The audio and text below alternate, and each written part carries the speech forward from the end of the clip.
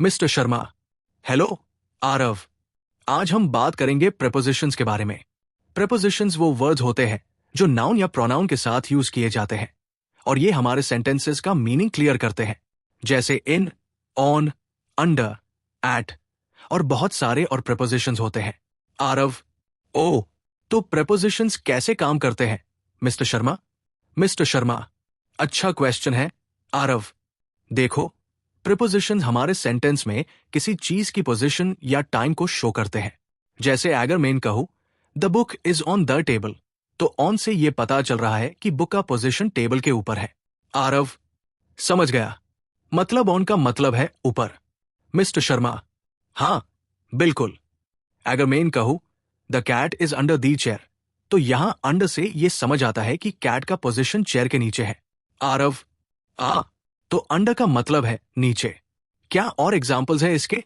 Mister Sharma: हाँ, एक और इंपॉर्टेंट प्रेपोजिशन है एट, जैसे I will meet you at 5 o'clock।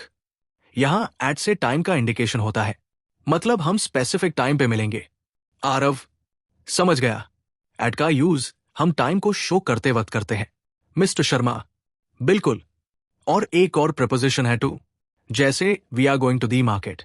यहां टू से यह पता चल रहा है कि हम मार्केट की तरफ जा रहे हैं, यानी डायरेक्शन को इंडिकेट कर रहा है। आरव: मतलब टू का यूज हम डायरेक्शन के लिए करते हैं।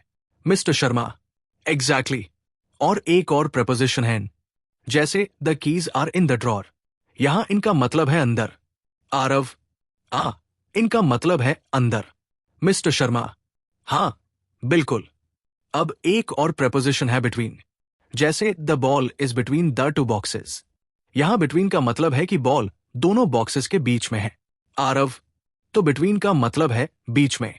मिस्टर शर्मा: सही पकड़े हो। अब इन फ्रंट ऑफ और बिहाइंड के बारे में बात करते हैं, जैसे the car is in front of the house. यहां इन फ्रंट ऑफ का मतलब है घर के सामने।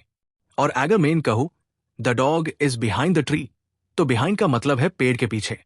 आरव: ओ, तो इन फ्रंट ऑफ का मतलब है सामने और बिहाइंड का मतलब है पीछे। मिस्टर शर्मा: बिल्कुल। अब एक और प्रेपोजिशन है बाय, जैसे this book was written by Shakespeare. यहां बाय का मतलब है किसने लिखा। आरव: तो बाय का मतलब है के द्वारा। मिस्टर शर्मा: सही पकड़ा। और एक और प्रेपोजिशन है विद, जैसे she is playing with her friends. यहां विद का मतलब है के साथ। आरव: मतलब विद का मतलब है के साथ। मिस्टर शर्मा: बिल्कुल। देखो आरव, इन सभी प्रेपोजिशंस को समझना बहुत जरूरी है, क्योंकि एग्जाम में ये कॉमनली यूज होते हैं। प्रेपोजिशंस की मदद से हम अपने सेंटेंसेस को क्लियर बना सकते हैं और ज्यादा मीनिंगफुल बना सकते हैं। आरव: थैंक्स मिस्टर शर्मा, आज मुझे प्रेपोजिशंस काफी अच्छे से समझ में आए। मिस्टर शर्मा: कोई बात नहीं आरव, अब तुम इन प्रेपोजिशंस को अपनी प्रैक्टिस में लाओगे तो तुम्हें एग्जाम्स में बहुत मदद मिलेगी। Best of luck.